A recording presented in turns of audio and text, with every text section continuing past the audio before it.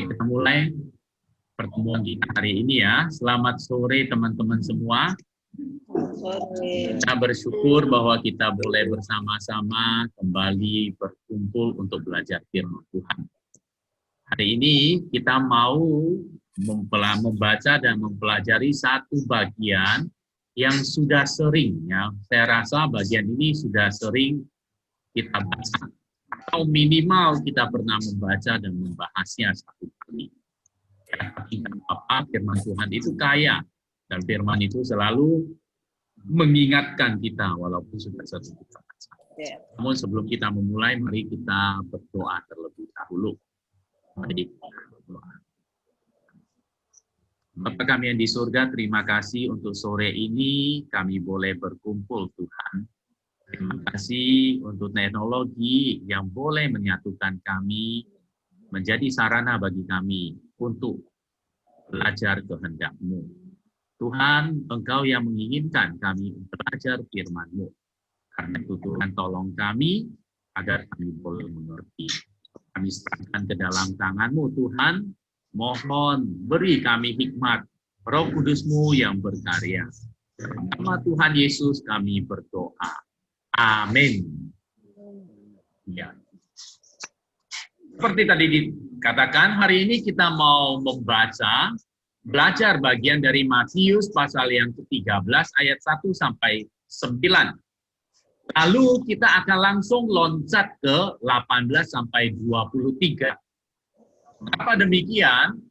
Karena seperti dikatakan minggu lalu kita sudah mendengar tentang yang disebut dengan perumpamaan. Ya.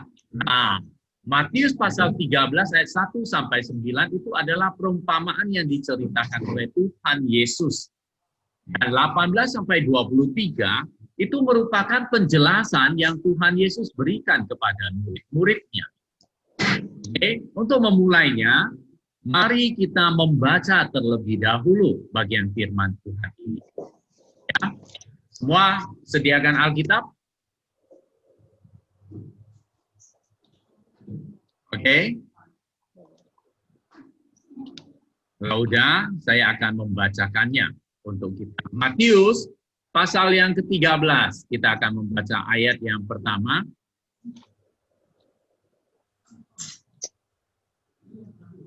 Ya. Oke. Saya akan mulai. Pada hari itu keluarlah Yesus dari rumah itu dan duduk di tepi danau. Maka datanglah orang banyak berbondong-bondong lalu mengerumuni dia. Sehingga ia naik ke perahu dan duduk di situ, sedangkan orang banyak semuanya berdiri di pantai.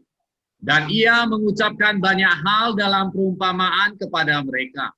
Katanya, adalah seorang penabur keluar untuk menabur.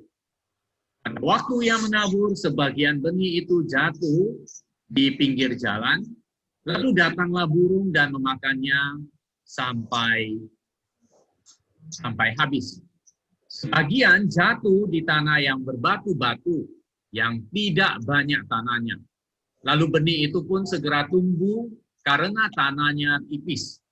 Tetapi sesudah matahari terbit, layulah ia dan menjadi kering karena tidak berakar.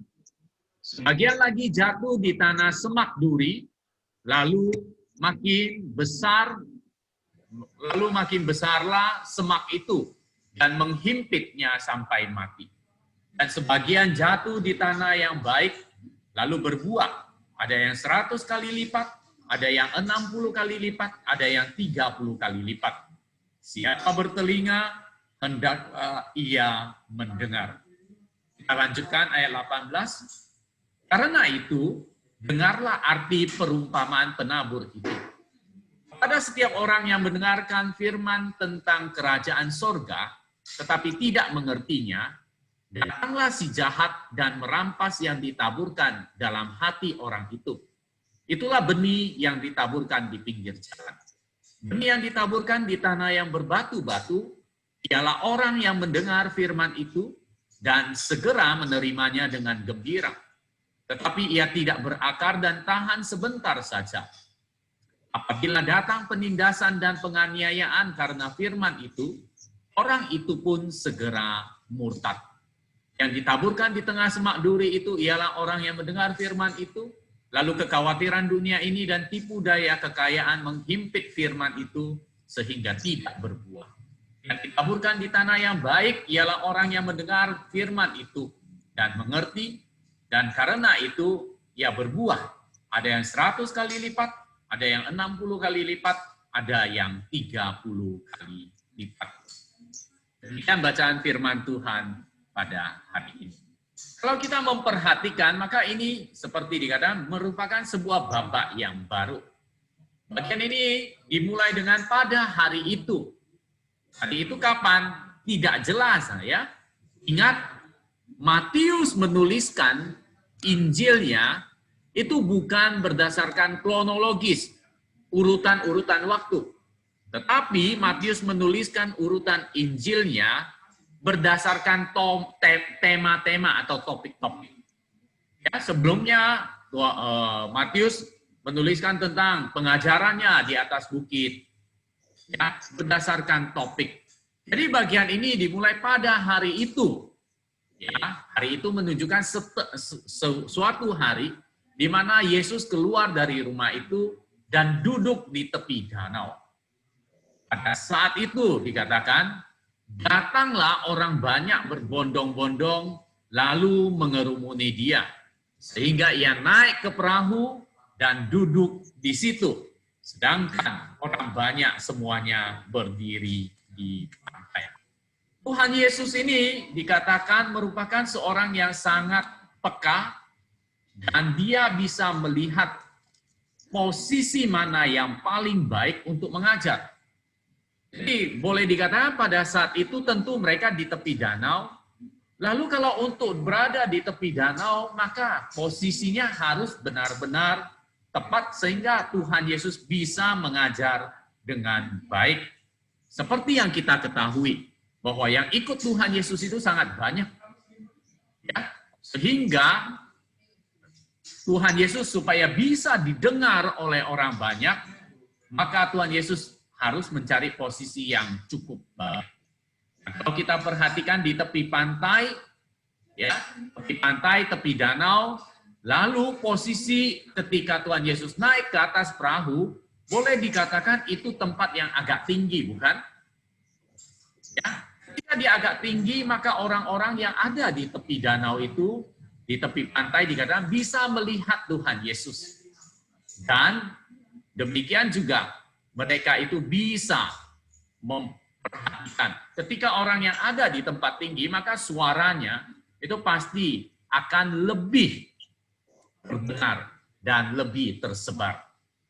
Itu salah satu hal yang dilakukan oleh Tuhan Yesus. Pada saat itu dia katakan, dan ia mengucapkan banyak hal.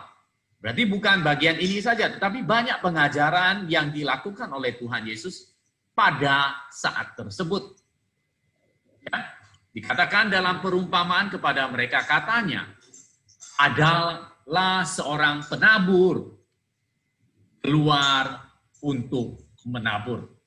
Ketika dikatakan seorang penabur keluar untuk penabur, nah ini merupakan sebuah perumpamaan, sebuah cerita.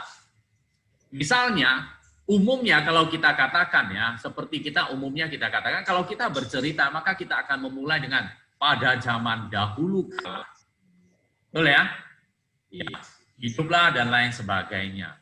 Suatu hari, nah itu memulai cerita udah. Ketika dikatakan adalah seorang penabur. Oke. Nah, bagian ini memang dikatakan ini adalah memulai sebuah perumpamaan, adalah dan seterusnya sebuah cerita dimulai. Ya, Tuhan Yesus memulai perumpamaannya. Perumpamaan tentang apa? Di sini dikatakan tentang seorang penabur. Sebenarnya lebih cenderung dikatakan bukan seorang penabur. Tetapi boleh dikatakan sebenarnya yang dikatakan adalah penabur. Ya, adalah penabur pergi keluar, lebih cenderung di sana. Jadi tidak semata-mata Dikatakan seorang penabur. Bukan seorang, ada seorang, bukan. Tetapi adalah penabur. Kenapa begitu? Karena bagian ini adalah Tuhan Yesus langsung melihat apa yang ada, itu menjadi pengajaran bagi orang-orang yang ada di sana. Jadi ketika dikatakan seorang penabur, Tuhan Yesus ingin menggambarkan bahwa ini merupakan sesuatu yang ada sekarang, saya jelaskan untuk apa yang akan datang. Menggunakannya sebagai menggambarkannya supaya kalian lebih mengerti. Jadi dikatakan, adalah penabur pergi keluar. Jadi seakan-akan Tuhan Yesus mengatakan itu adalah penabur yang pergi keluar untuk menabur. Orang-orang menabur, saya nggak tahu apakah kita pernah melihat orang menabur benih. Saya nggak tahu, ya, menabur benih. Kalau saya pernah melihat orang untuk menanam padi dengan menabur beda. Ya, saya pernah melihat orang juga menanam jagung tentu dengan biji. Tapi mereka buat satu lubang, masukkan biji satu-satu gitu, dengan jarak tertentu. Kalau dikatakan menabur, maka menabur bukan satu-satu. Tetapi dikatakan menabur itu disebarkan. Itu menabur. Di Palestina ada dua cara untuk menabur. Yang pertama adalah orang menabur dengan menggenggam benihnya, lalu benih itu diayunkan, akan ditabur, dilemparkan begitu. Sehingga dia melakukannya sambil menyusuri ladang, sambil dia berjalan, sambil mengayunkan tangannya, menabur benihnya. Itu yang pertama. Lalu yang kedua adalah penabur itu menabur sekarung benih. Menaruhnya di belakang seekor keledai. Lalu mengoyakkan sebuah lubang. Ya, atau membuat lubang di sudutnya, sudut karung itu. Lalu hewan itu dituntun, sehingga hewan itu berjalan. Ketika dia berjalan, maka benih tersebut dengan sendirinya akan jatuh perlahan-lahan lewat lubang itu. Oke? Nah, itu mungkin cara itu agak malas, ya, dan itu menghemat tenaga dari penabur. Tetapi bagi pemikiran saya tentu itu akan lebih benih-benihnya itu akan jatuh lebih banyak akhirnya. Ya. Nah, itu cara mereka menabur. Nah, seperti gambar ini. Ini adalah Tuhan Yesus gambarkan seorang penabur yang menabur benih. Jadi waktu itu ladang mereka adalah dibuat seperti jalur petak gitu, dan mereka menaburkannya. Itu yang enggak. Jadi di dalam cerita ini apa yang Tuhan Yesus katakan? Yang Tuhan Yesus katakan tentang ada penabur, lalu ada benih yang jatuh di tanah, di jalan, di tanah yang baik, di tanah yang bersemak, dan lain sebagainya. Apa yang kita pelajari? Oke, mungkin teman-teman seperti dikatakan, kita sudah sering mendengar tentang ini. Apakah yang kita dengar, yang kita pelajari kira-kira tentang apa? Saya persilakan, mungkin kita boleh memberikan pendapat kita.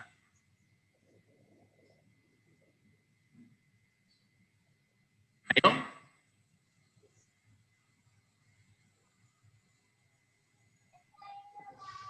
Gimana? Pernah toh? Kita pernah mendengar perumpamaan ini? Pernah. Pernah. Jadi kira-kira apa sih ketika kita baca, apa sih yang kita pelajari?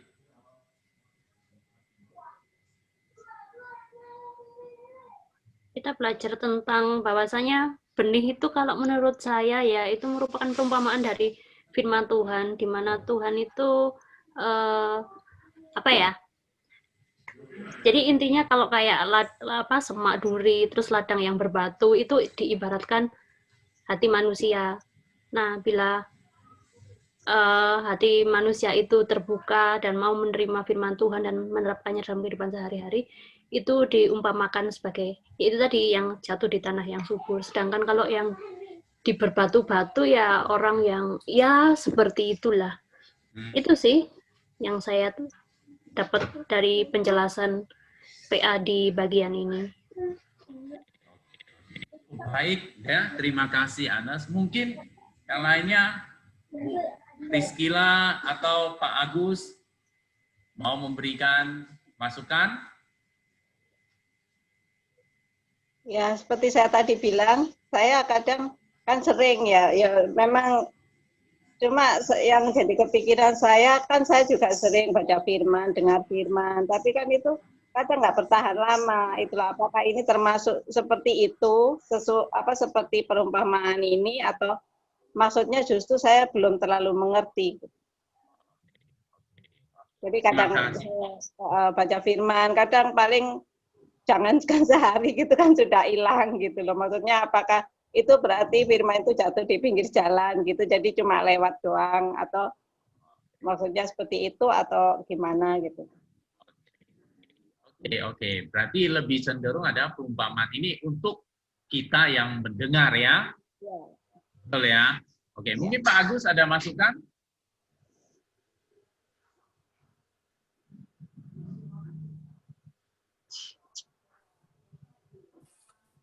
Ya, Pak. Oke, kalau begitu. Oke, kalau gitu, umumnya memang kita melihat itu di dalam perumpamaan ini Tuhan Yesus menceritakan tentang benih. Ya, benih, lalu benih itu ditaburkan oleh penabur dan jatuh ke tempatnya, jalan, ke tanah, dan lain sebagainya.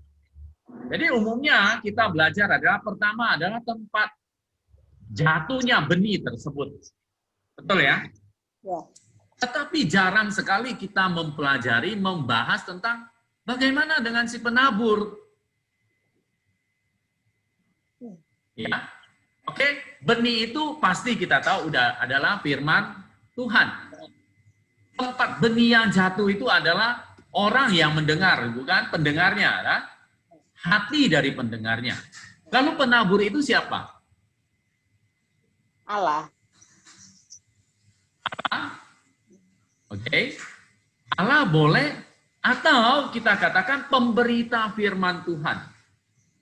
Orang yang mengabarkan firman Tuhan itu penabur, no? Oh, ya. Ya? Nah, orang yang memberitakan firman Tuhan itu adalah penabur. Oke, kita akan melihat satu persatu apa artinya perumpamaan ini bagi kita. Yang pertama kita akan melihat tempat jatuhnya benih. Tempat jatuhnya benih seringkali dikatakan pendengar, hati pendengar, sikap dari pendengar. Nah, yang pertama adalah tempat jatuhnya. Jadi pendengar itu penting sekali. Penting.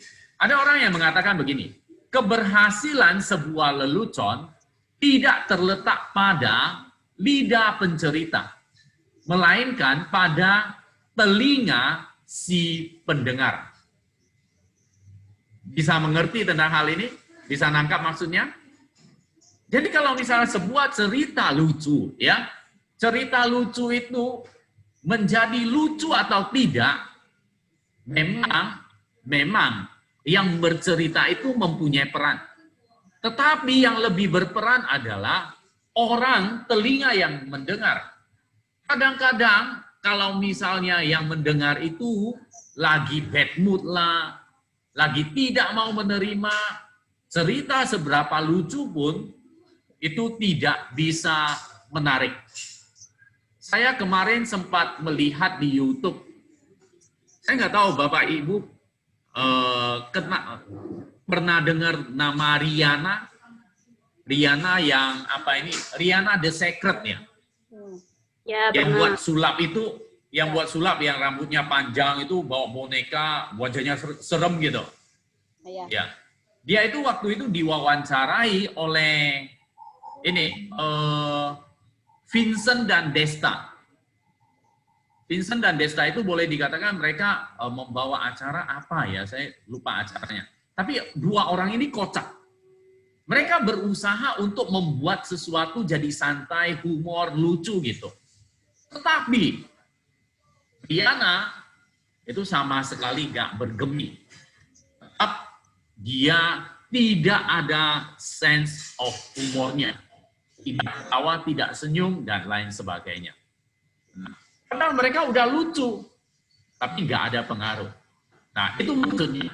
Jadi lelucon itu, jadi lebih ditekankan adalah sesuatu itu menjadi bermakna, ya, itu tidak terletak pada lidah pencerita, tapi telinga dari pendengar. Nah, ini yang ingin digambarkan. Kita membaca bahwa tempat jatuhnya benih itu ada 4 tempat. Yang pertama adalah jatuh di pinggir jalan. Yang kedua, jatuh di tanah yang berbatu-batu, yang tidak banyak tanahnya. Yang ketiga adalah jatuh di tengah semak berduri. Yang keempat, jatuh di tanah yang baik. Nah, ini menunjukkan kesiapan kita, hati kita, telinga kita di dalam menerima firman. Yang pertama, kita akan melihat benih yang jatuh di pinggir jalan dan dimakan habis oleh burung. Mengapa begitu? Orang yang demikian, orang yang pikirannya tertutup, ditutup atau menutup diri. Sehingga apa yang disampaikan itu tidak berguna. Jadi apa yang membuat mereka tertutup? Apa yang membuat mereka tertutup? Pikiran mereka tertutup. Apa yang membuatnya? Hal yang membuat pikiran tertutup. Kira-kira Bapak Ibu sekalian, apakah pernahkah kita mengalami hal yang demikian? Maksud saya adalah, pernahkah kita ketika mendengar firman Tuhan, pikiran kita tertutup? Apa sih yang membuat pikiran kita tertutup? Yang pertama adalah prasangka, Bapak Ibu. Prasangka, maksudnya prasangka adalah kita sudah memiliki sebuah prasangka tentang orang yang berbicara. Sehingga apapun yang disampaikan itu kita sudah tidak mau mendengar. Itu yang pertama. Lalu yang kedua adalah keras kepala. Keras kepala itu mungkin saja kesombongan kita. Kita merasa lebih pandai, lebih tahu dari orang itu. Sehingga kita nggak mau menerima. Lalu keras kepala itu juga bisa karena ketakutan. Ada orang-orang tertentu yang mendengar firman Tuhan, mereka nggak mau menerima. Bukan karena apa-apa, tapi takut. Takut apa? Ada dosa yang dia sembunyikan, sehingga ketika firman Tuhan itu, ketika menegur, maka dia tidak mau menerimanya. Itu ketakutan akan hal itu. Sehingga dia menutup telinga untuk mendengarkannya. Yang ketiga adalah cara hidup, karakternya Bapak Ibu sekalian. Karakternya sehingga dia menutup dirinya. Dia ada hal-hal yang mungkin ketika mendengarkan ada yang mendakwa dia, tapi dia tidak mau menerimanya. Itu yang dikatakan cara hidupnya yang memang berlawanan, sehingga dia memang tidak mau menerima. Udah. Maksudnya seperti begini. Dia udah biasa melakukan dosa, sesuatu dosa. Lalu ketika ditegur atau diperingatkan oleh firman, dia tidak mau menerima tentang itu. Dan terus-menerus mau hidup di dalam kebiasaan dosa. Itu yang benih yang pertama. Yang tertutup, yang jatuh di tanah yang berbatu, sehingga tidak memiliki guna apa-apa. Firman-Nya tidak bisa bertumbuh, karena sudah tertutup. Lalu yang kedua adalah, benih yang kedua itu jatuh di tanah yang berbatu, sehingga dia itu tidak berakar dan mudah layu. Orang yang demikian adalah orang yang gagal memikirkan dan gagal untuk terus memikirkan. Maksudnya adalah orang itu menerima, tetapi tidak bisa mencerna, atau dia mencerna hanya sekedarnya saja. Hanya oke, udah nggak bisa ya, udah nggak apa-apa. Tidak sungguh-sungguh belajar firman. Jadi baca, oke baca. Sulit sedikit, sudah nggak mau. Nah, kadang-kadang kita mendengar firman Tuhan, kita maunya yang enak-enak, yang menghibur lah, yang memberikan janji, penguatan, dan lain sebagainya. Itu tidak salah. Tetapi apabila kita terus-menerus hidup dengan demikian, maka ketika ada firman Tuhan yang keras, kita akan sulit menerimanya. Seperti yang dikatakan, sebenarnya kita bukan hanya mau minum susu saja, tapi kita perlu minum, kita perlu makan makanan keras. Jadi kalau susu enak, tetapi makanan keras, maka dia hanya sekedarnya dan tidak mau memikirkannya. Jadi dengan demikian bagaimana firman itu bisa mencantol? Ya. Atau kadang-kadang ada orang yang senang akan hal-hal yang baru. Ya, ada orang yang senang coba ini, coba itu. Tetapi hanya sekedar coba dan tidak pernah diselesaikan. Ya, mungkin ada orang yang, saya kenal orang yang senang melakukan semua olahraga. Dia bisa olahraga apapun. Tapi tidak ada yang ahli. Ya, cuma bisa main aja. Itu senang, tapi tidak pernah selesai. Tidak pernah mendalami dan lain sebagainya. Jadi semangat itu datang tiba-tiba, dapat menjadi api yang padam dengan cepat. Ya, kadang-kadang orang yang begitu bersemangat, misalnya mau ikut PA, wah semangat sekali. Tetapi setelah 2-3 kali sudah nggak ada lagi. Nggak ada keseriusan dan nggak ada sebuah konsisten. Itu yang kedua. Yang ketiga dikatakan, benih yang jatuh di semak duri, sehingga mati terhimpit oleh semak. Ya, penjelasannya adalah banyak minat dalam hidupnya, sehingga seringkali hal-hal yang terpenting menjadi terdesak. Ini kalau kita melihat ya, ketika Tuhan Yesus katakan bahwa di dalam kehidupan kita memang bisa terjadi yang demikian.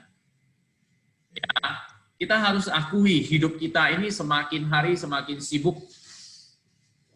Tugas, kegiatan semakin padat, dan waktu berlalu seakan-akan semakin cepat. Karena informasi begitu banyaknya. Coba kita perhatikan WA kita ya, cepat sekali WA kita itu banyak. Sebentar aja, apalagi di grup ya. Di grup itu sebentar saja udah ketimpa, berpuluh-puluh berita yang masuk. Seringkali hal-hal, kesibukan-kesibukan kita yang lainnya itu melalaikan, membuat kita melalaikan hal yang penting dan yang utama. Karena banyak yang kita kerjakan, sehingga kita tidak tahu yang penting atau yang utama itu udah mana, udah tidak ada. Ya. Bukan berarti kesibukan kita itu salah, bukan. Kesibukan itu mungkin hal-hal yang baik yang kita lakukan. Hal-hal yang berguna yang kita lakukan. Tetapi bukan yang utama. Jadi kebaikan nomor 2, ini ada kutipan mengatakan, kebaikan nomor 2 selalu merupakan musuh paling buruk bagi yang terbaik. Mengapa? Yang utama itu kita tidak lagi memperhatikan, namun kita hanya melakukan hal yang kedua, sehingga yang terbaik itu terlewat. Itu sangat berbahaya sekali bagi kehidupan kita. Contohnya apa? Mari kita lihat, di dalam kehidupan kita sebagai orang Kristen, sebenarnya apa yang utama? Yang utama adalah membaca firman Tuhan, merenungkannya, membangun hubungan dengan Tuhan, belajar tentang Tuhan, dan berdoa, membangun relasi dengan Tuhan. Tapi seringkali hal-hal lain itu membuat kita tidak punya waktu untuk berelasi dengan Tuhan. Kita melakukan hal-hal yang tidak penting. Bukan hal yang tidak baik, bukan. Tapi hal yang tidak penting. Sehingga kita melalaikan hal yang penting. Itu yang ketiga. Karena itu ketika ada kekhawatiran ini, kekhawatiran itu, padahal itu tidak perlu dikhawatirkan. Tapi itu membuat kita khawatir dan lupa akan janji firman Tuhan. Yang keempat, benih yang jatuh di tanah yang subur dan berbuah banyak. Orang yang demikian adalah orang yang memiliki pemikiran terbuka. Orang yang demikian adalah ia bersedia untuk belajar, menyiapkan diri untuk mendengar baik-baik. Bapak Ibu sekalian, di dalam beribadah, di dalam mendengar firman Tuhan, hal itu sangat penting sekali. Ya. Seringkali kita beribadah menjadi hal yang rutin, seakan-akan tidak perlu persiapan. Maka benih itu tidak akan bisa bertumbuh. Benih itu bisa bertumbuh ketika kita mempersiapkan diri, menyiapkan hati kita untuk mendengarkan firman Tuhan. Bukan hanya itu saja, kita harus menerjemahkan apa yang didengar dalam tindakan. Apa yang harus saya lakukan? Itu penting sekali. Bukan hanya mendengar, tahu, mengerti, udah selesai. Tapi harus dipikirkan apa yang harus saya kerjakan, apa yang harus saya lakukan. Sehingga itu baru bisa. Nah, seperti tadi dikatakan, kadang-kadang firman Tuhan itu kok seakan-akan setelah dibaca, mengerti, oke, tapi sebentar saja sudah dilupakan. Seperti Mazmur mengatakan, ya kan, kurenungkan firman-Mu siang dan malam. Nah, maksudnya adalah firman itu tetap tersimpan di dalam hati kita. Memang mungkin kadang-kadang kita bisa lupa, tetapi kita mau hidup mengingat kembali firman yang saya baca, lalu apa yang harus saya lakukan. Sehingga itu baru bisa menghasilkan buah. Menghasilkan buah itu seperti apa? Di dalam tindakan kita, perubahan hidup kita, demikian juga menjadi berkat bagi orang-orang yang ada di sekeliling kita. Oke, ini bagian yang pertama tentang yang disebut dengan pendengar. Mungkin di antara kita ada yang mau sharing, atau ada yang mau bertanya, mau bercerita, saya persilakan.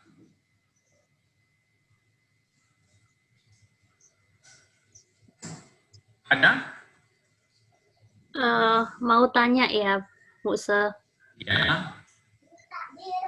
Ada nggak tips supaya kita itu bisa tiap hari rutin baca Alkitab? Ya, saya sih mulai hari itu yang Muse suruh baca satu pasal itu udah berusaha rutin, tapi kadang-kadang waktu mau baca, ngantuk. Giliran udah semangat, lupa sampai di mana kemarin. Nah, itu loh, kalau konsisten tuh gimana ya caranya ya? Ataukah bikin kayak jadwal apa gimana? Tapi ya susah juga sih.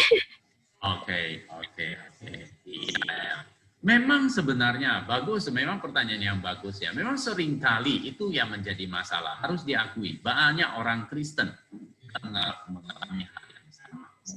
Ya. Tapi hal yang kita akan mencoba melihat ini.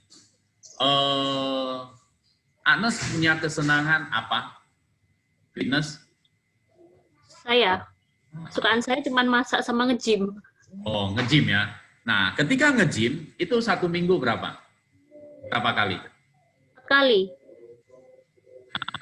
3-4 kali. 3-4 kali. Rutin tiap minggu begitu? Iya. Kecuali kalau lagi sakit bisa cuma 2 kali aja. Lagi sakit pun masih ngotot 2 kali aja ya. Gitu dong. Ya. Oke. Kenapa bisa begitu? Apa yang bisa? Kenapa bisa begitu? Ya, karena keadaan, kalau lagi semangat, ya sampai 3-4 kali, kalau lagi sakit atau malas, ya 2 kali aja. Oke, lagi semangat ya, lagi malas gitu ya. Oke. Pernahkah coba kita mikirkan ya, sesuatu itu ya, sesuatu yang kita lakukan itu bisa rutin. Pernah melakukan sesuatu yang rutin?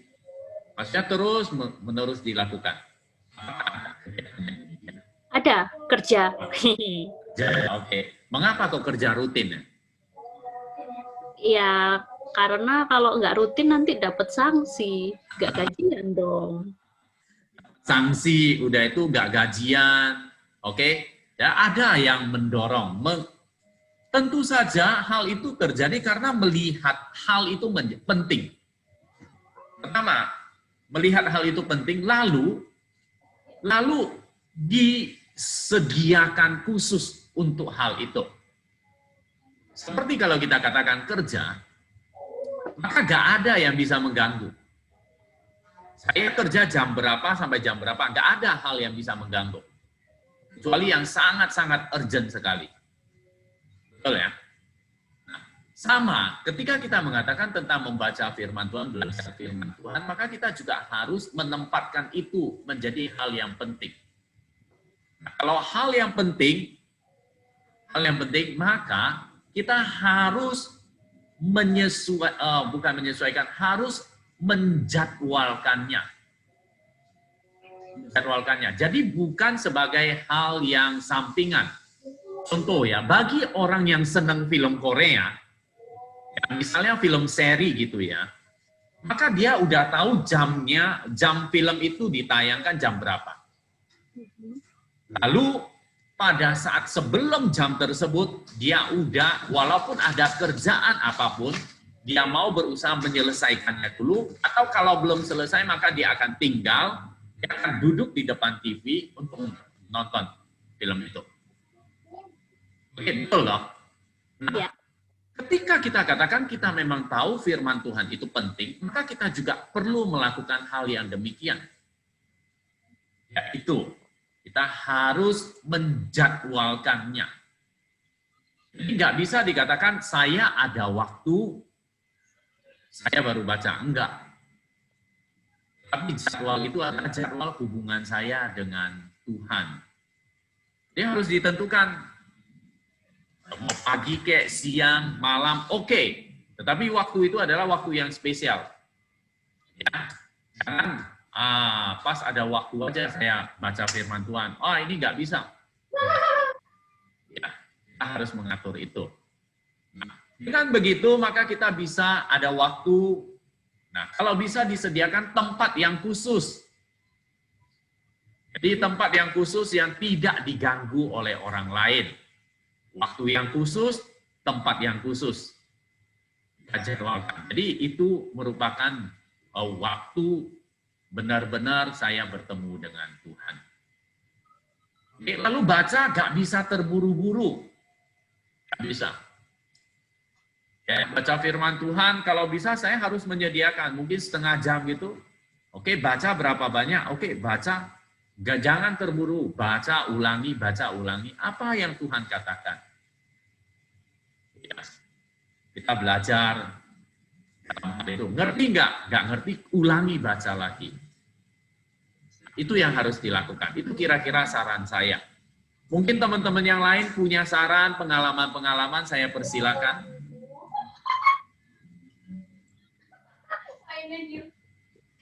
Ada? Gimana? Bisa diterima, Agnes? Ya, bisa. Terima kasih sarannya.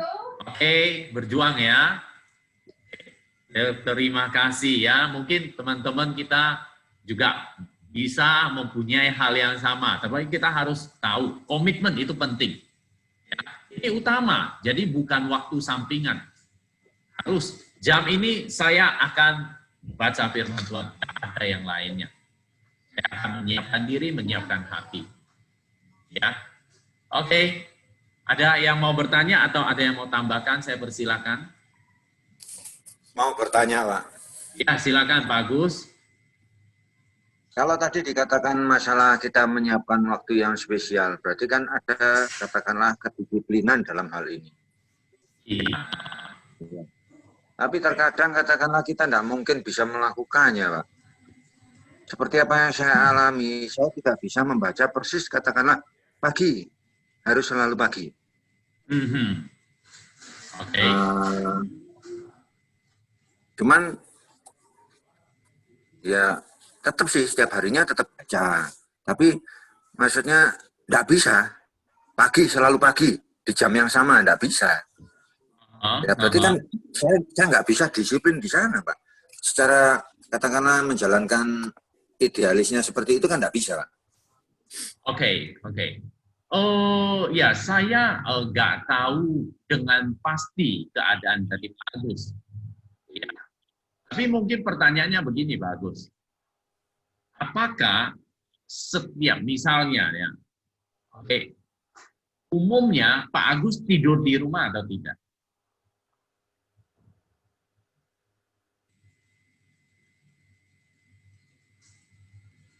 Pasti tidur di rumah, Pak. Pasti tidur di rumah. Oke. Bangunnya pagi itu secara rata-rata ya, itu bangun pagi di rumah tidak? Betul, bangun di rumah. Oke.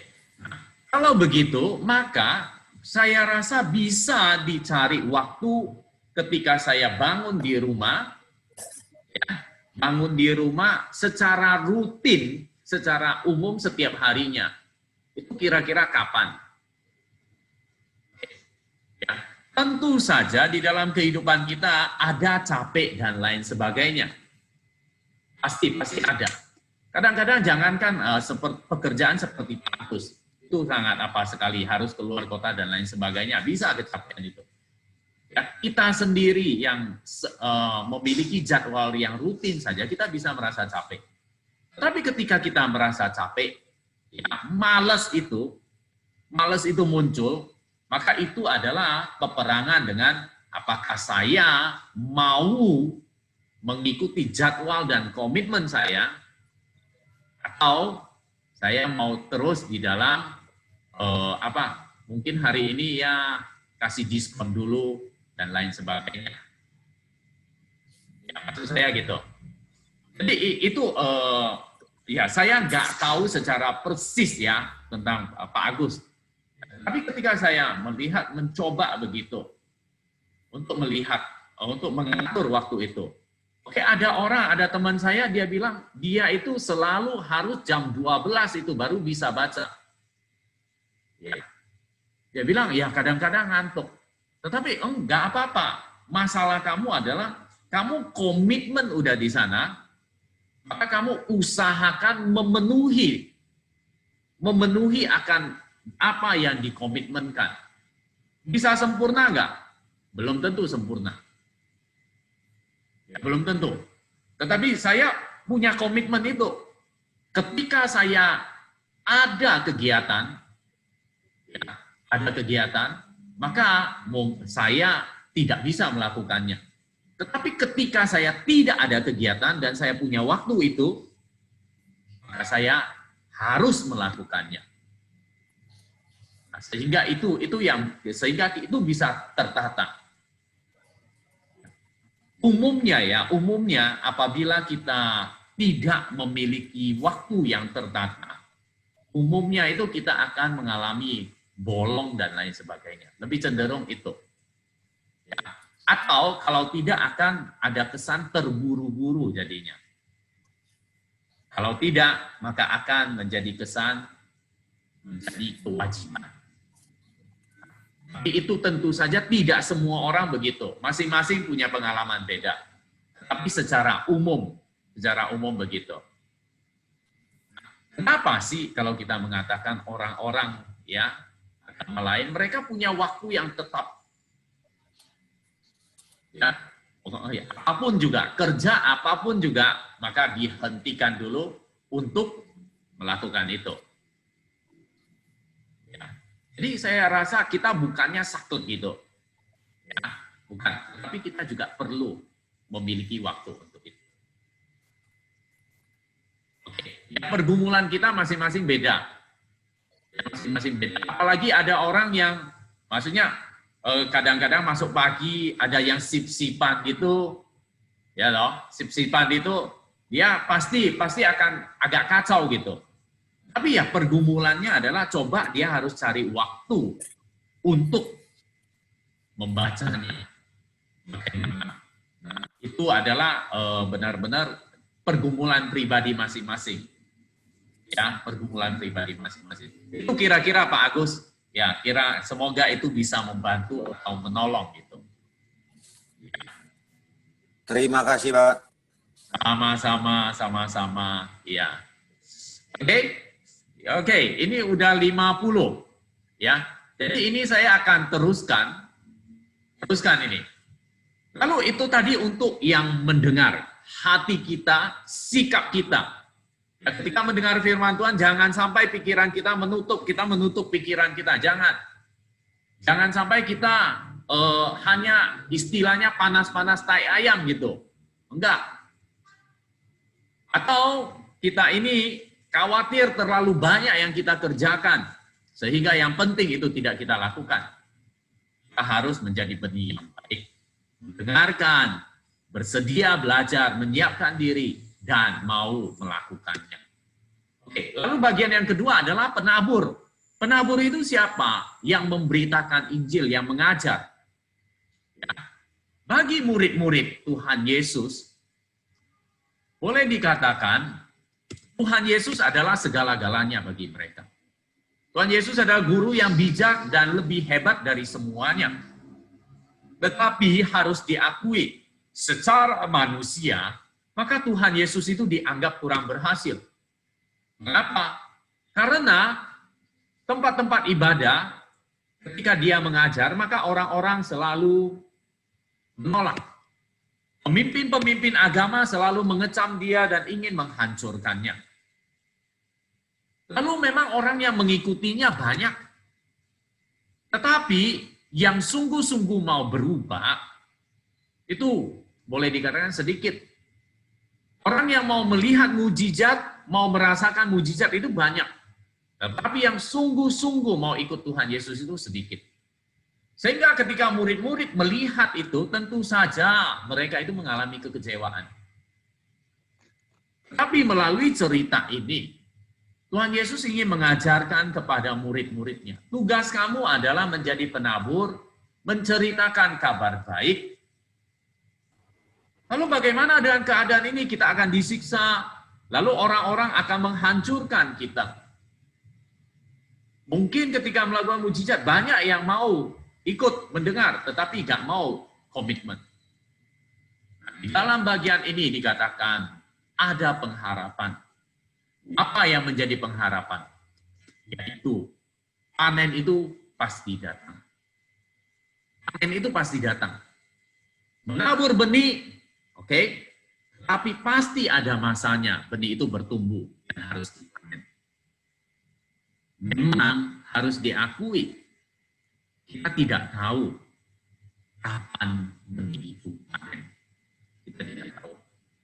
Ketika seseorang menabur benih firman Tuhan, ia tidak tahu apa yang sedang ia lakukan akan berdampak. Atau dampak apakah yang terkandung dari benih firman itu. Ia tidak tahu. Tapi tugasnya adalah menaburkan dan pasti akan berdampak. Lalu yang kedua adalah seorang penabur benih, maka dia tidak boleh mengharapkan hasil yang instan. Tidak bisa cepat. Ya, seperti kemarin, minggu lalu Semulia memberikan menceritakan tentang seorang petani yang ingin padinya cepat tumbuh ya. Lalu dia menarik. Memang tambah tinggi, tapi akhirnya mati. Mengapa? Karena yang ditarik adalah luarnya, sedangkan akarnya itu menjadi busuk dan mati. Jadi seorang yang menabur benih tidak boleh mengharapkan hasil yang instan. Jadi ini yang kita pelajari. Jadi Tuhan menyuruh kita bukan hanya sebagai menyiapkan hati kita menjadi tanah tempat benih itu jatuh, tanah yang baik. Tapi Tuhan juga mengingatkan kita ini juga penabur. Karena itu kita harus melakukannya dengan baik dan sungguh-sungguh. Oke, itu sharing saya pada hari ini. Ya, saya nggak tahu, ini waktunya udah 54 menit ini. Ya, sharing saya cukup di sini saja. Semoga itu bisa mengerti. Mungkin teman-teman ada yang mau berkomentar atau mau memberikan masukan, saya persilakan. Atau ada yang mau bertanya, saya persilakan.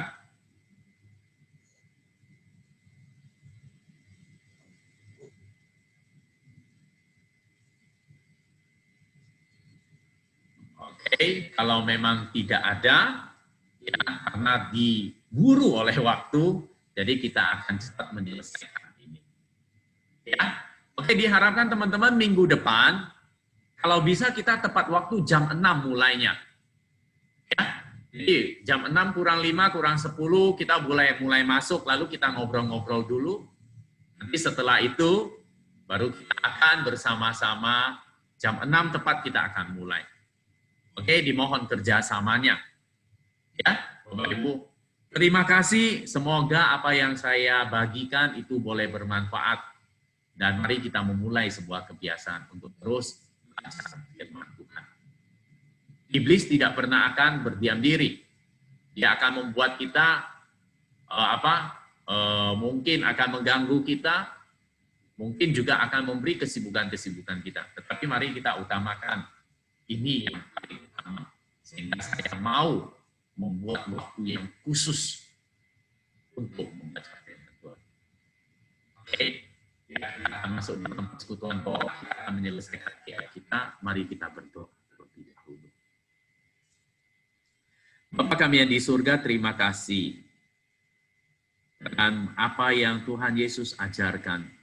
Tuhan ingin kami menyiapkan diri kami supaya kami boleh menjadi tanah yang subur, di mana benih firman Tuhan itu boleh bertumbuh di dalam hidup kami, menghasilkan buah dan menjadi berkat. Tuhan, kami menyadari akan kelemahan kami. Kami mau Tuhan, tolong kami agar boleh mengutamakan firman-Mu. Demikian juga Engkau mengingatkan kami bukan hanya sekedar menjadi tanah, tapi Engkau juga memanggil kami menjadi penabur, menceritakan firman kepada orang lain. Tuhan, tugas kami hanya menabur. Ajar kami untuk bersabar, ajar kami untuk yakin bahwa Engkau akan memberikan pertumbuhan. Walaupun mungkin kami tidak melihatnya. Diserahkan dalam tangan-Mu, Tuhan. Terima kasih untuk pertemuan ini. Berkati setiap kami. Berkati Tuhan untuk Pak Pris, Bu Priskila, berkati Agnes, berkati juga Pak Agus, Aisuilan, berkati Tuhan. Dan juga teman-teman yang nanti akan bersama-sama dengan kami di dalam persekutuan doa nanti. Kami menyerahkan ke dalam tangan-Mu, mohon berkat-Mu dalam nama Yesus Kristus. Amin. Oke, teman-teman, terima kasih. Tuhan memberkati ya. Kita akan menunggu waktu untuk... Terima kasih.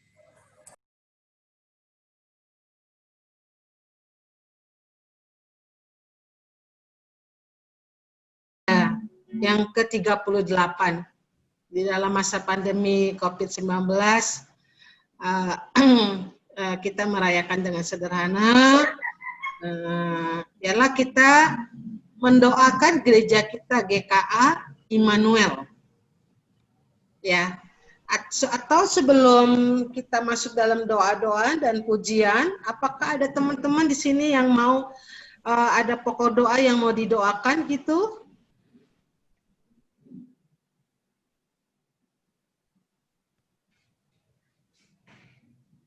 Gak ada ya?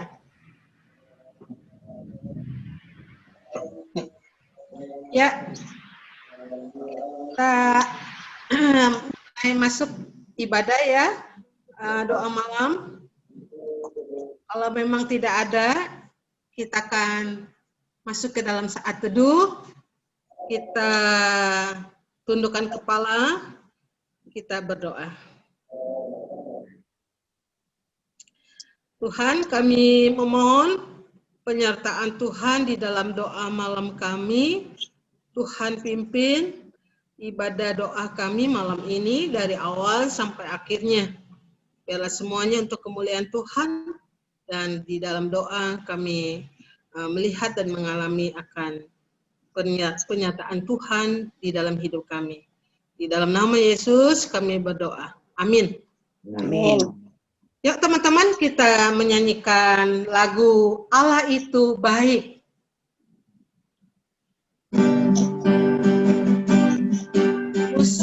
Musa bisa share lagunya. Allah itu baik, sungguh baik bagiku, ditunjukkan kasih setianya yang menyediakan yang ku perlukan, menyatakan kebaikan, menyatakan kebaikan, kebaikan kepadaku, kasih setianya yang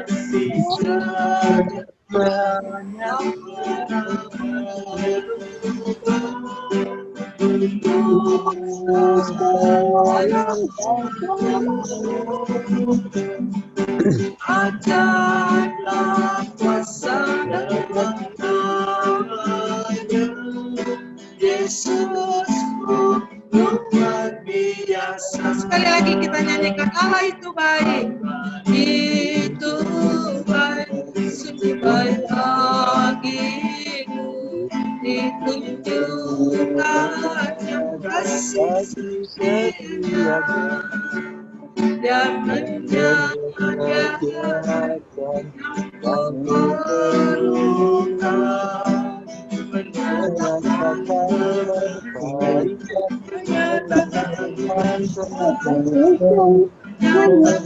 kebaikan kepada kasih setianya, kasih setianya tak pernah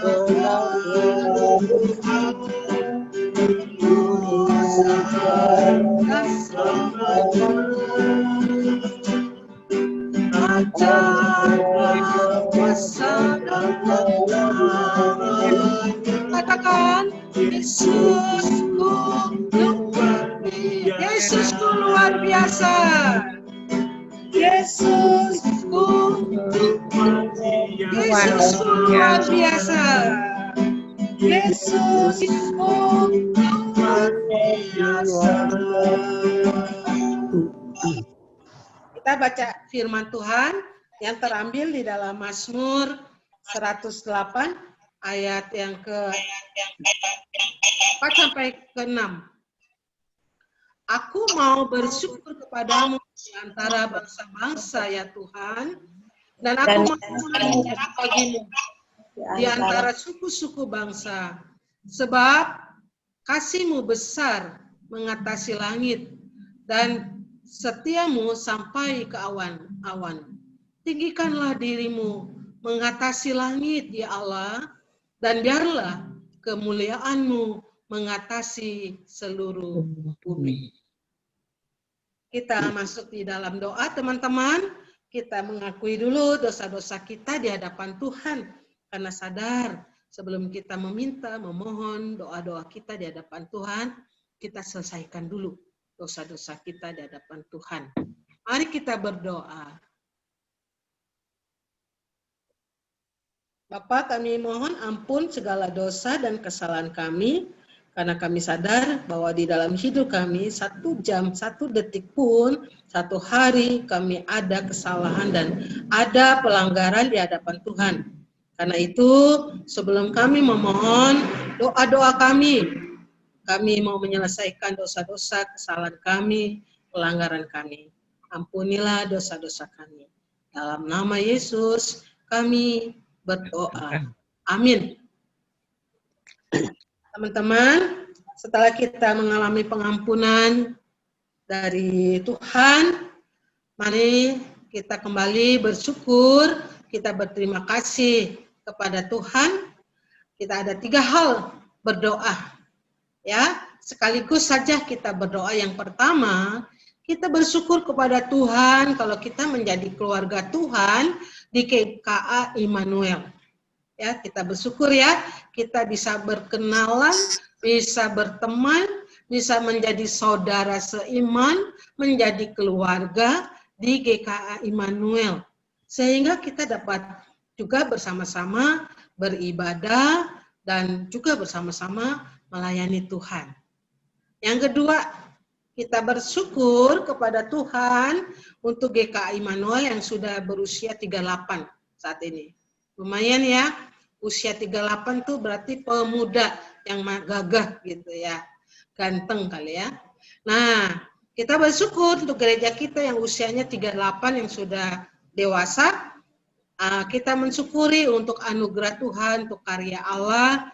Kembali kalau kita melihat gereja kita GKA Immanuel dari gereja yang mungkin dari Comboran, di sini gedungnya yang masih sederhana, sampai sekarang kita bangga punya gereja GKA Immanuel, tempatnya, bangunannya, alat-alatnya, sound systemnya, alat musik dan semuanya itu Tuhan sediakan dengan bagus, dengan baik.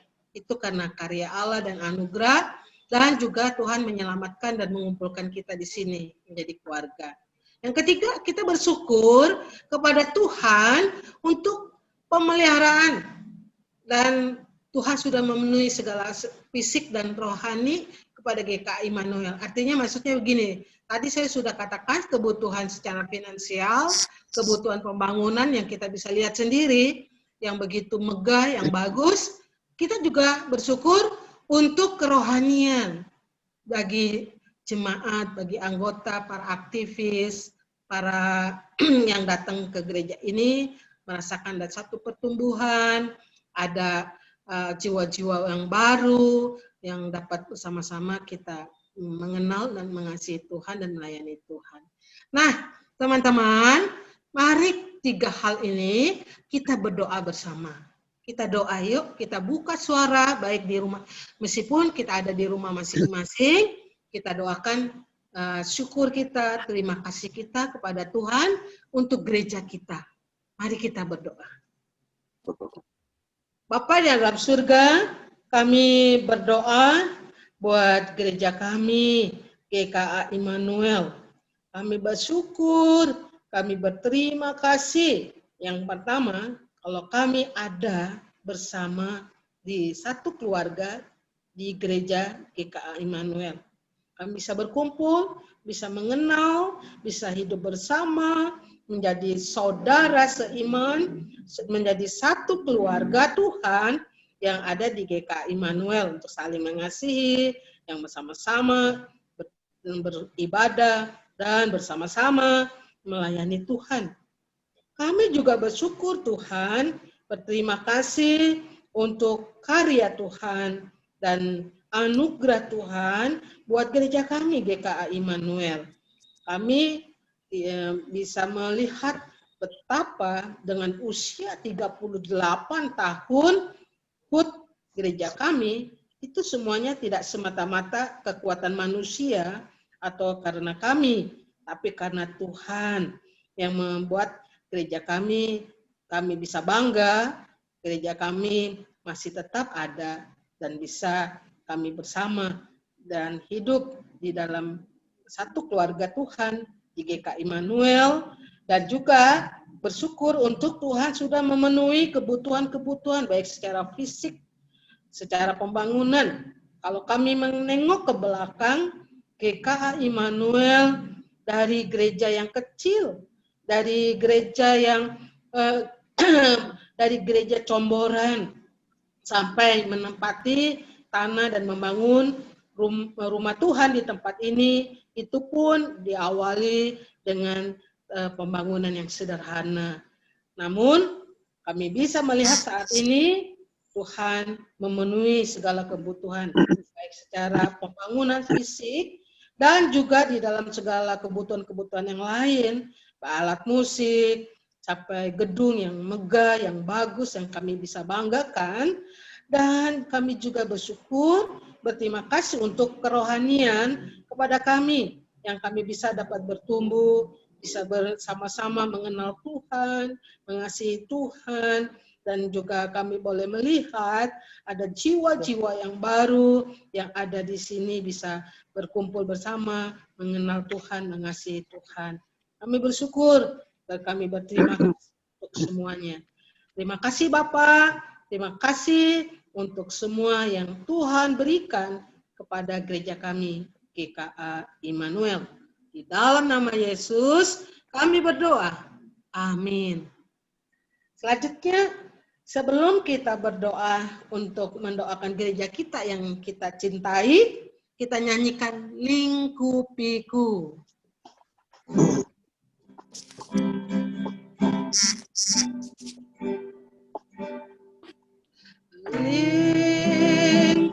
Lingkupiku dengan sayang naungiku dengan kuasa di saat badai bergelora, ku akan terbang Bapa kau Raja, ku tenang suara, lingkupiku dengan sayapmu. Lingkupiku dengan sayapmu,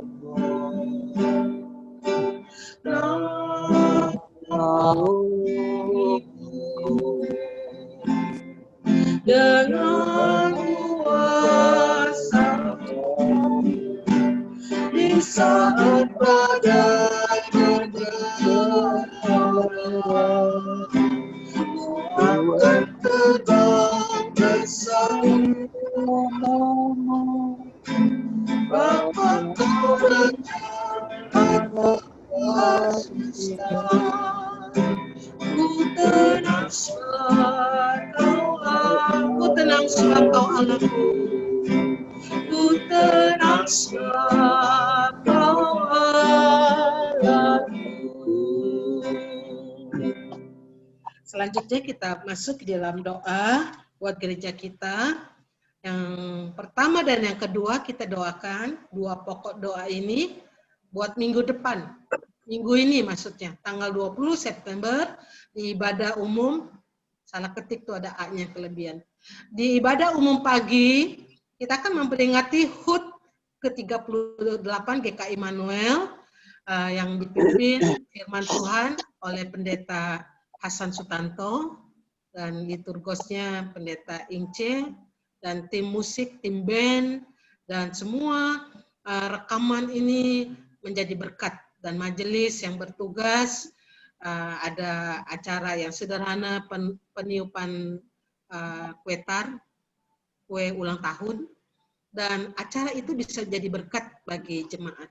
Baik dalam rekaman, baik dalam video yang jemaat bisa lihat, atau secara langsung, semuanya kita mohon Tuhan yang memberkati untuk acara ulang tahun ini.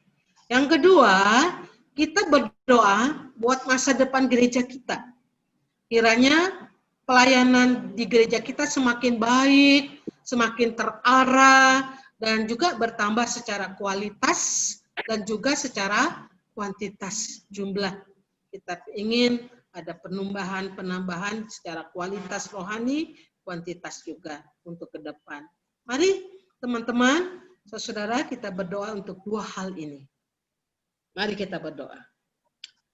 Bapa dalam surga, pada hari Minggu ini, tanggal 20 September di ibadah umum, pagi kami memperingati merayakan secara sederhana HUT gereja kami yang ke-38. Kami mohon Tuhan memberkatinya.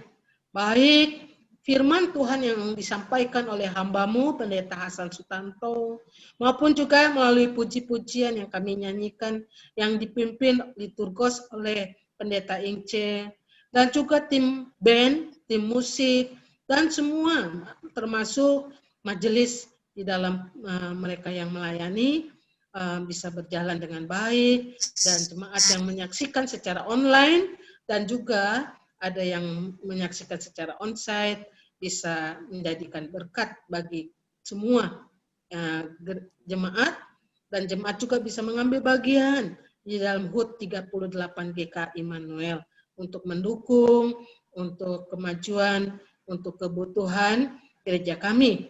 Kami juga berdoa buat masa depan gereja kami, Tuhan, untuk pelayanan gereja kami. Kami berharap semakin baik, semakin terarah, dan juga bertambah secara kualitas, baik di dalam pelayanan, kualitas di dalam kerohanian, dan juga ada penambahan secara kuantitas jemaat, tambah jiwa-jiwa yang baru. Tolonglah Tuhan, itulah harapan kami, permohonan kami di hari ulang tahun gereja kami. Dengarlah doa kami. Di dalam nama Yesus kami berdoa. Amin. Yang ketiga, yang keempat, kita berdoa teman-teman. Mari kita berdoa untuk hamba Tuhan. Ya, hamba Tuhan, teman-teman kan tahu hamba Tuhan yang melayani di sini, yang melayani seperti Homuse sebagai gembala sidang, Pak Tik, saya, Jen Semu, Ibu Margaret. Doakan untuk Ibu Semulia juga yang saat ini dalam menjadi mahasiswa praktek setahun di tempat ini, biar dia bisa menyelesaikan juga dengan baik praktek setahunnya, supaya tahun depan juga dia bisa wisuda di STT Saat. Kita doakan juga untuk majelis. Teman-teman tahu ya, majelisnya ada 13 ya. 11 kan. Itu kita doakan. Yang ketuanya Pak Herman Kokewa dan wakilnya Pak Santoso, dan juga ada sekretaris Bendahara Cisusing, sekretaris Bu Tantri, Cipicu, dan juga untuk Pak Agus, Pak Mingli, Monika Liang, Wimei, dan juga untuk Cimiolan sebagai bendahara. Mari kita doakan untuk orang-orang ini supaya semakin giat dalam pelayanan dan juga di dalam keluarganya tentunya. Dan juga di dalam masa-masa pandemi ini Tuhan berikan kesehatan buat hamba Tuhan dan majelis. Mari kita doa untuk dua hal ini, baik yang poin ketiga dan keempat. Yang ketiga dulu saja. Mari kita doakan untuk hamba Tuhan dan majelis di dalam melayani Tuhan. Mari kita berdoa.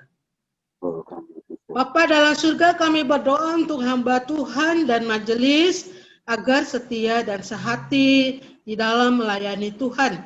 Kami menyebutkan hamba-hamba Tuhan di GK Immanuel saat ini, untuk Jen Semu, untuk Homuse, Pak Tik, untuk saya, untuk Ibu Margaret, untuk Semulia juga yang saat ini statusnya sebagai mahasiswa praktek setahun, biar dia bisa menyelesaikannya dengan baik, tahun depan bisa wisuda di Saat. Kami juga berdoa untuk majelis, Tuhan juga berikan kesehatan, Tuhan berikan semangat di dalam pelayanan mereka, dalam kesetiaan mereka. Kokowa sebagai ketua majelis, biarlah Tuhan berikan dia hikmat, membawa dan merangkul semua anggota majelis dan hamba Tuhan untuk bersatu dan setia, yang bersama-sama di dalam memikirkan dan memajukan gerejamu di tempat ini. Kami berdoa ya Tuhan untuk orang-orang tersebut, untuk Kokowa dan keluarganya, Pak Santoso dan keluarga, Cisusing, Cimiolan, Tantri, Liping, Cipicu, maupun Wingli, Wimei, maupun juga Ci Ilyang yang saat ini kurang sehat, Tuhan berikan kesehatan buat dia, dan juga untuk yang lainnya. Tuhan berkati untuk majelis GKA Immanuel. Di dalam nama Yesus kami berdoa. Amin.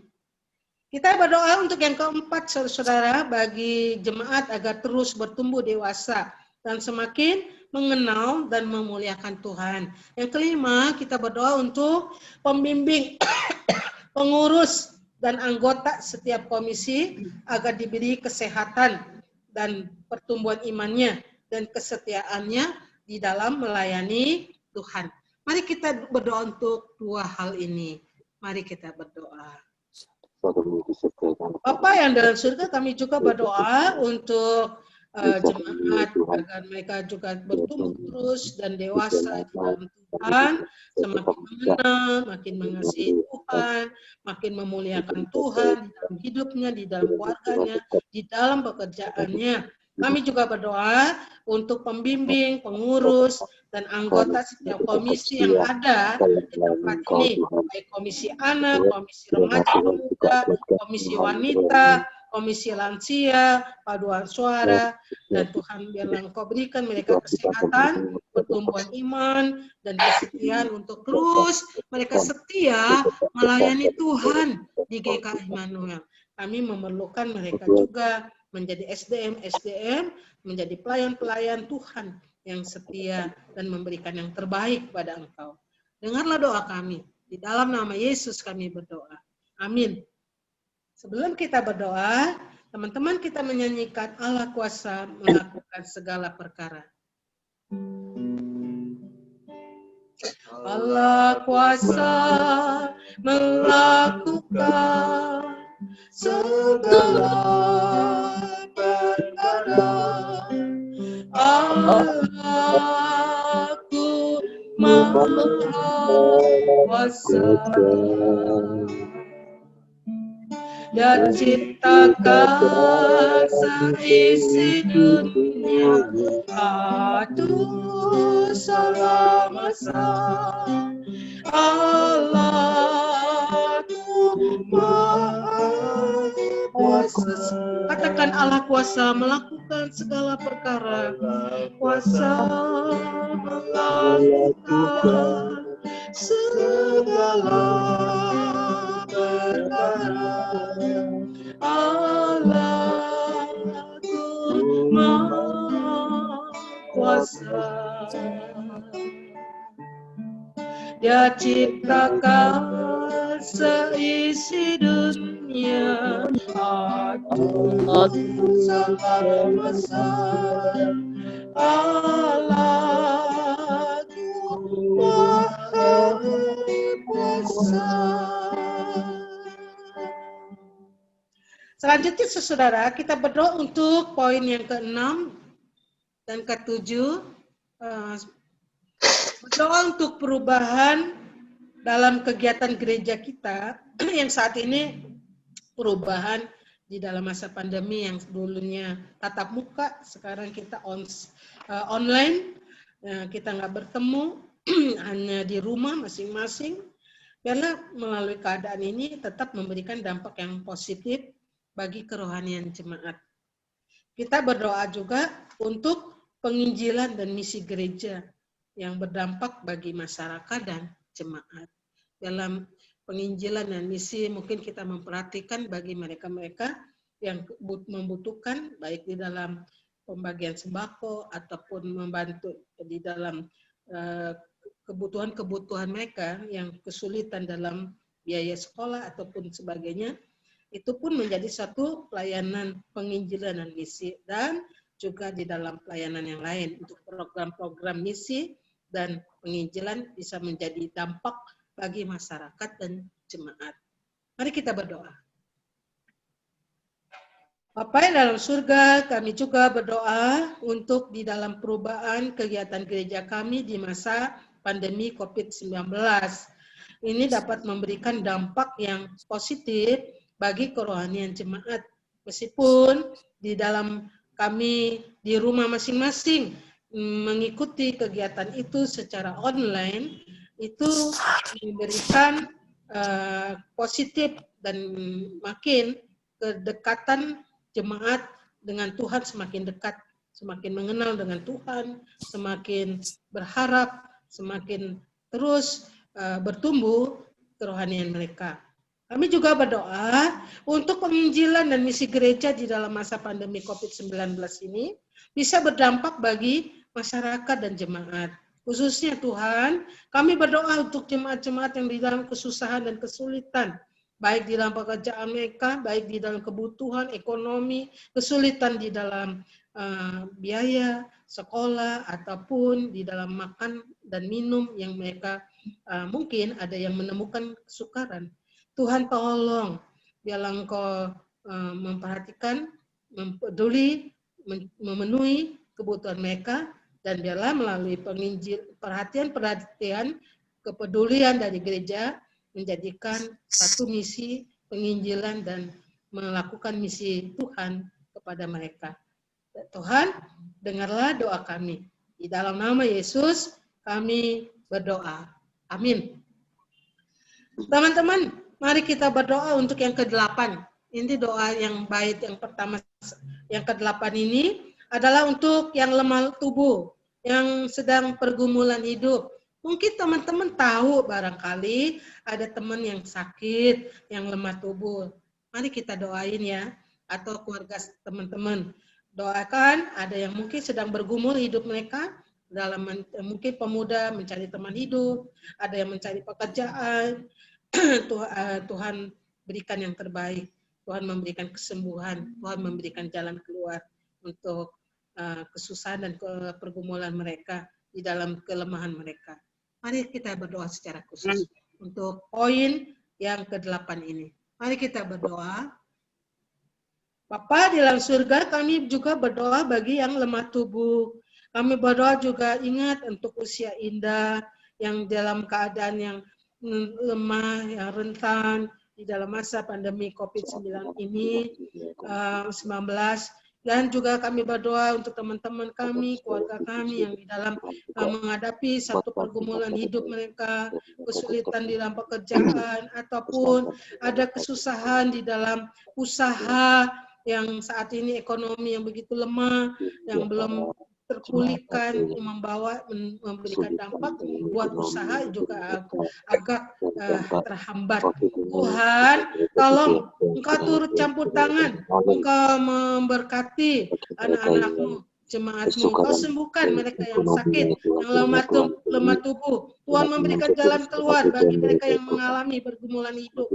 Bagi mereka yang mencari pekerjaan, Tuhan sediakan, Tuhan berikan yang terbaik. Tuhan tolong buat mereka, dan Tuhan juga memberikan kemudahan dan kelancaran bagi usaha mereka, pabrik mereka, toko mereka, dan juga di dalam usaha-usaha yang lain. Tolong Tuhan berikan kemudahan dan memberkati usaha mereka, pergumulan dan doa-doa kami ini.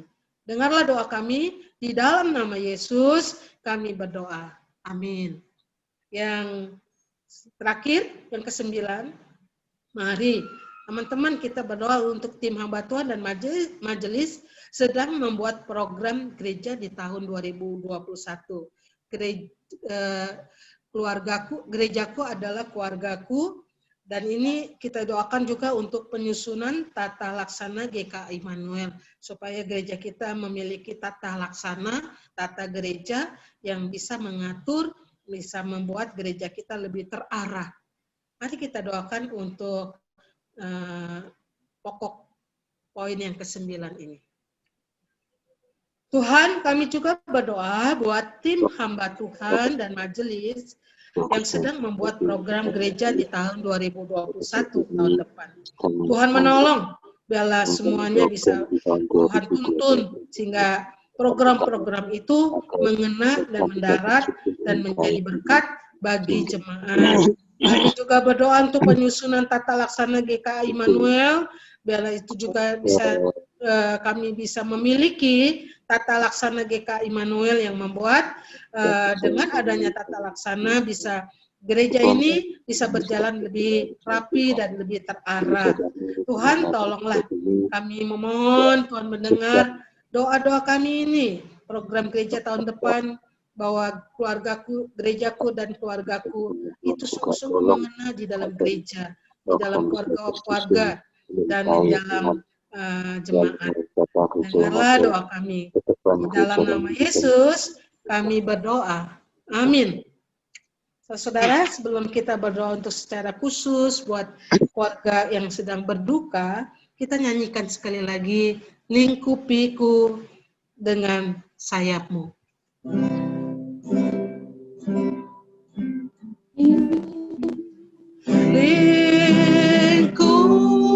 Lingkupiku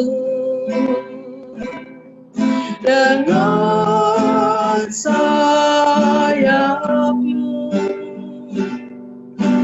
naungiku dengan kuasa-Mu di saat badai bergelora. Ku akan terbang bersamamu, Bapa Raja atas semesta. Ku tenang sebab Kau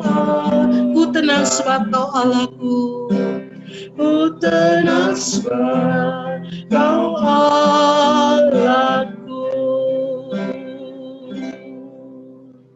Teman-teman, kita berdoa untuk hari ini, keluarga yang berduka, buat jemaat kita yang sedang berduka, buat keluarga Ibu almarhum Chong Ho Moi, atau yang kita kenal, yang kita sering doakan, yang waktu yang lalu ketika dia masuk rumah sakit, Ibu Chong Mei Ing.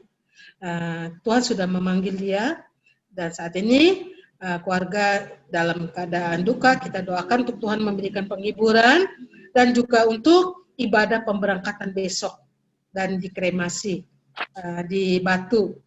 Kita doakan semuanya bisa berjalan dengan baik, dan khususnya di dalam masa pandemi COVID-19 ini, Tuhan melindungi kita semuanya yang hadir, untuk Tuhan jauhkan dari penularan atau dari infeksi virus corona. Mari kita berdoa. Bapa yang dalam surga, kami berdoa buat Ibu almarhum Chong Mei Ing, keluarganya yang saat ini dalam kedukaan. Tuhan memberikan penghiburan, dan juga Tuhan, kami bersyukur kalau tadi sudah tutup peti, ibadah sudah berjalan dengan baik. Besok ibadah pemberangkatan dan dikremasi di Batu besok pagi. Tuhan tolong, Tuhan memberkati dan biar semuanya berjalan dengan baik. Tuhan melindungi kami semuanya, menjauhkan kami di dalam infeksi atau penularan virus corona yang ada, yang hidup di tengah-tengah kami. Kami tidak tahu orang-orang yang OTG atau orang-orang yang ada, yang sehat tapi kelihatannya sehat tapi mungkin ada yang terinfeksi dan sebagainya. Oleh sebab itu kami memohon dengan pertolongan Tuhan membungkus kami dengan kuasa Tuhan untuk kami tetap sehat, tetap kuat, dan dijauhkan dari penularan itu, dan juga biarlah semua acara besok bisa berjalan dengan baik. Tuhan, tolonglah. Di dalam nama Yesus kami berdoa.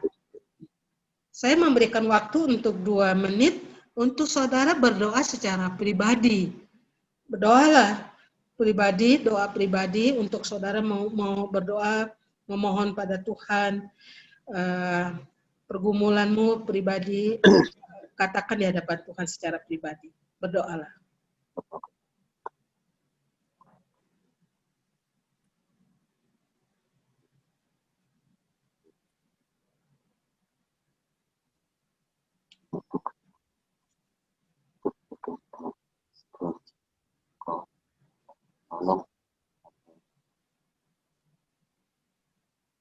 Bisa mengurusan soal-soal semuanya dengan sebaik Tuhan, agar di Desember ini dia bisa ikuti wisuda kelulusan Tuhan, dan kami juga untuk kesehatan yang terlebih Tuhan, bumi khusus di dalam pandemi corona ini Tuhan.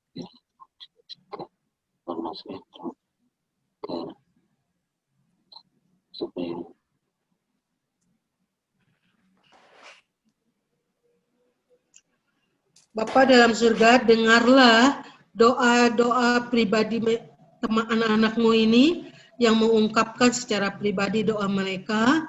Tuhan berikan yang terbaik, Tuhan menjawab doa-doa mereka, nyatakan kasih dan kuasa-Mu. Di dalam nama Yesus kami berdoa. Amin. Saudara, kita sebelum mengakhiri, kita membaca satu ayat sebagai nudge untuk menguatkan kita, dasar dari ibadah doa kita malam ini, dari Efesus 4 ayat yang ke-15. Tetapi dengan teguh berpegang kepada kebenaran, di dalam kasih kita bertumbuh di dalam segala hal ke arah Dia, Kristus yang adalah kepala. Saya mengajak untuk kita baca bersama-sama yuk, Efesus 4 ayat 15. Tetapi dengan teguh berpegang kepada kebenaran, di dalam kasih kita bertumbuh di dalam segala hal ke arah Dia, Kristus yang adalah kepala. Ya, kita bersyukur kita memiliki Kristus, Dia adalah kepala gereja dan juga menjadi pemimpin di dalam hidup kita. Kita menyerahkan hidup kita untuk Roh Kudus menumbuhkan iman kita untuk terus kita hidup ke arah Kristus. Kita akhiri doa kita malam ini dengan menyanyikan Janjimu Seperti Fajar.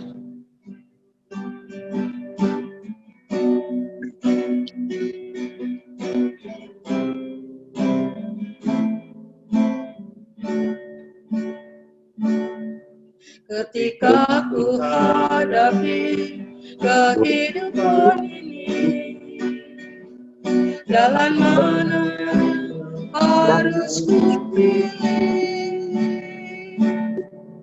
Ku tahu ku tak mampu, ku tahu ku tak sanggup, hanya Kau Tuhan dapat jawabannya.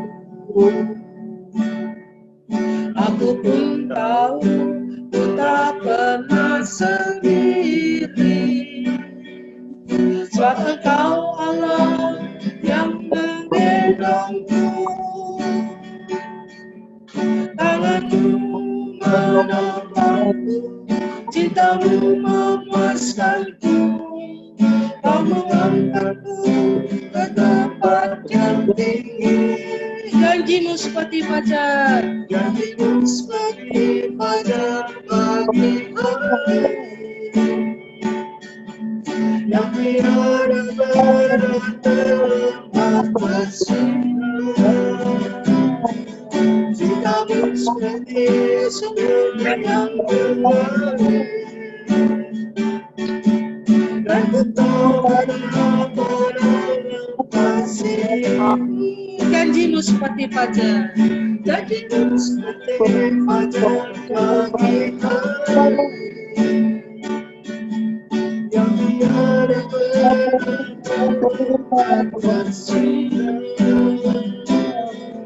Cintamu seperti sungai yang berlari, dan ku tahu betapa kasih.